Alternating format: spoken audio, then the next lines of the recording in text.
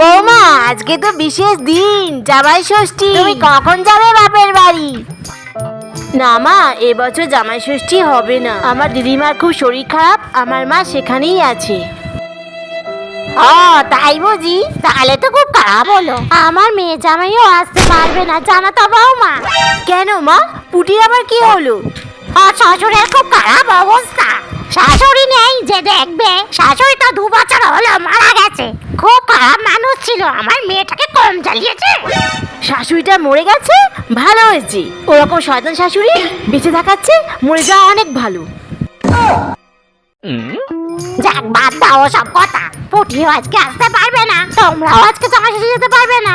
তার থেকে আমি আজকে তোমাদেরকে সবাইকে রান্না করে খাওয়াবো।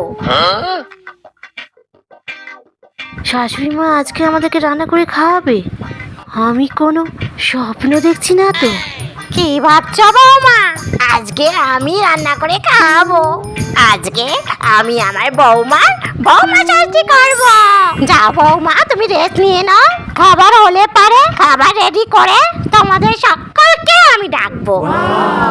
সত্যি সত্যি আজকে আমার বৌমা ষষ্ঠী হবে? এই স্বপ্ন না সত্যি? ওসব তো ভিডিও রিলসেই দেখতে পাই।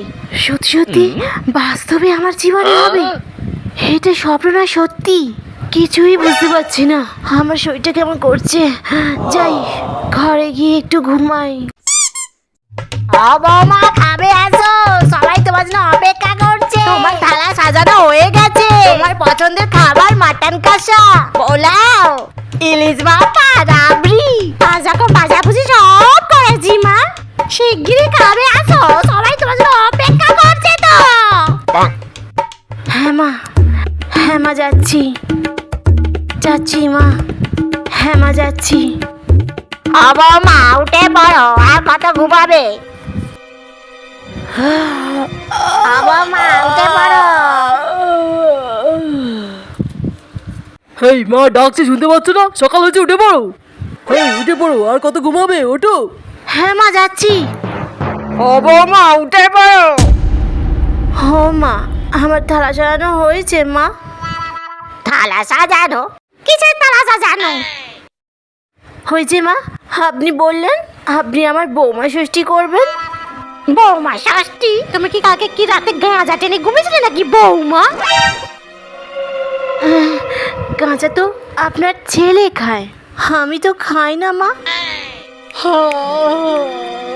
সকাল সকাল ঘুম থেকে উঠে কি ভুলভাল বকছো? যাও, আগে ফ্রেশ হয়ে আসো।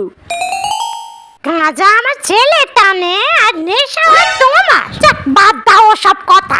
কটা বাজে দেখেছো তো? তোমরা কি আজকে জামাই ষষ্ঠী যাবে না?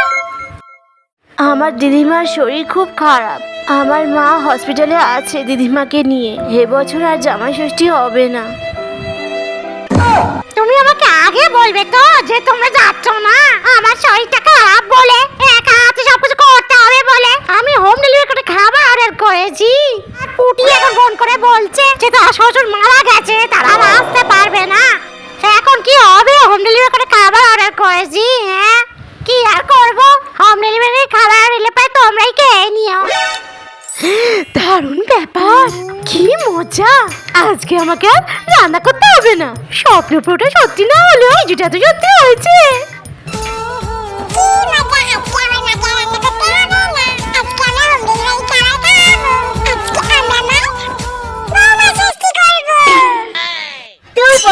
যে তুমি না পালন করবে ওটা আর বৌমা ষষ্ঠী হবে না, ওটা মা ষষ্ঠী হবে।